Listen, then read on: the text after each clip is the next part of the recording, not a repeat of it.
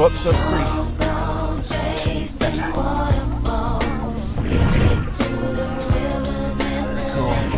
I couldn't reel that dude in if I tried. He's huge. Right here is usually a levee. It's usually 3 feet high. So we're gonna go up Sope Creek, go under Collins Drive, get up there in the golf course. There's good bass fishing back in here.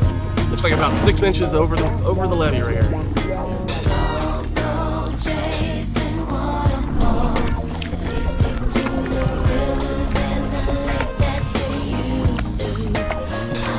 What is that noise? Hey look, a little bass. Oh my God, Jerry made the waterfall.